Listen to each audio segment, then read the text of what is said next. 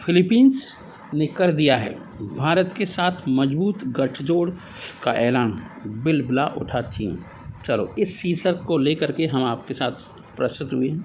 आपको बता दें कि आजकल भारत आगे बढ़ता ही जा रहा है, पीछे मुड़कर बिल्कुल नहीं दिख रहा है, क्योंकि आने वाला टाइम भारत के लिए चैलेंजिंग है, चुनौतियों से कम नहीं है। क्योंकि एक तरफ पाकिस्तान आंखें दिखाता रहता है, दूसरी तरफ चीन भी कोई कम नहीं है, और दोनों ही अपनी एक्टिविटी से कभी बाज नहीं आती है। इन दोनों देशों को काउंटर करने के लिए भारत को अपनी इकोनॉमी सुधारनी होगी, और उसी के साथ साथ क्या करना होगा, उसी के साथ साथ उसे रक्षा क्षेत्र में भी आगे बढ़ना होगा। तो इसी पॉइंट को आगे बढ़ाते हुए भारत और फिलीपींस के बीच मजबूत रक्षा साझेदारी से चीन में चिंता छाने लगी है। अब हुआ क्या है, दरअसल चीन अभी तक दक्षिण चीन सागर में फिलीपींस से लेकर के वियतनाम, ब्रूनेई, ताइवान, मलेशिया जैसे देशों पर दादागिरी और आंखें दिखाता रहता है। वियतनाम को हाल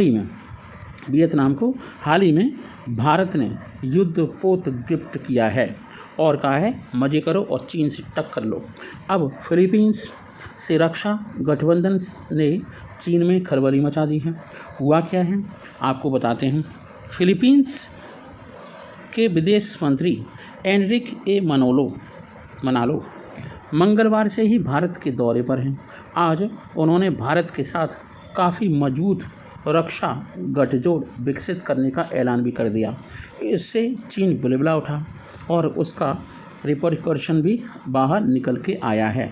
दरअसल फिलीपींस चीन का दुश्मन है, कट्टर दुश्मन है। उसका रीज़न है कि वह भारत के सहयोग से अपनी सुरक्षा का चाक चौबंद करना चाहता है। फिलीपींस भारत से सैन्य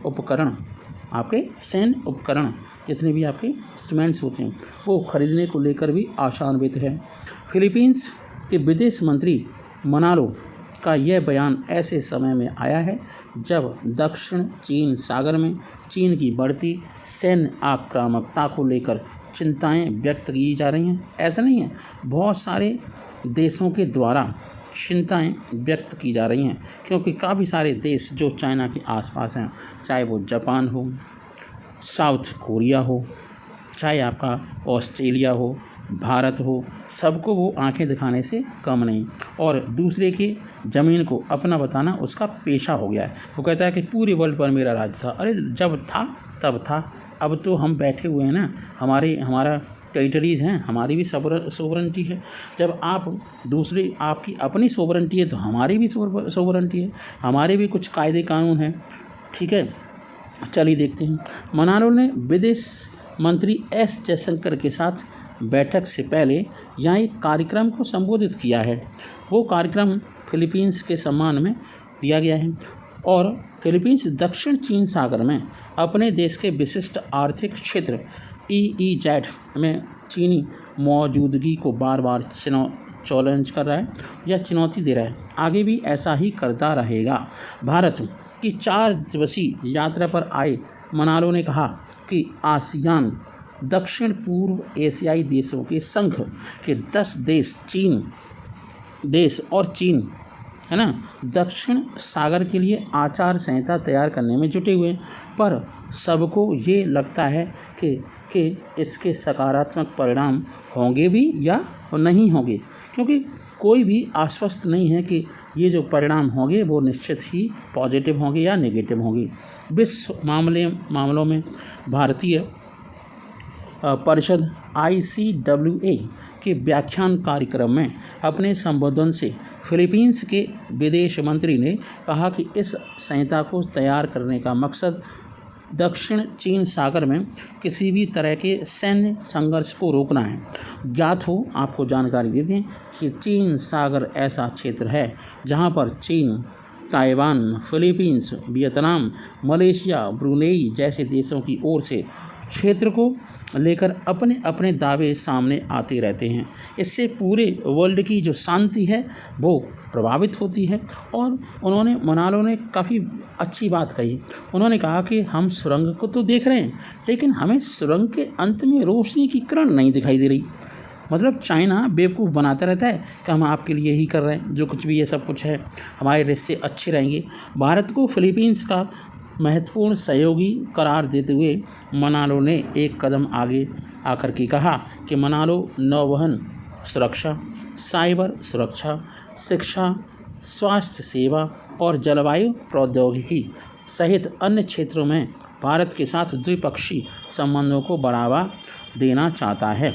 और जैसा कि आप जानते हो, भारत और फिलीपींस के बीच रक्षा एवं सुरक्षा संबंधी तेज़ी से आगे बढ़ रहे हैं सारे के सारे संबंध।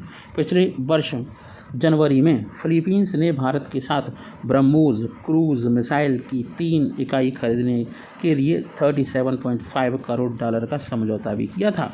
आपको बता दें कि भारत से सैन्य उपकरण खरीदने के मूड में है फिलीपींस।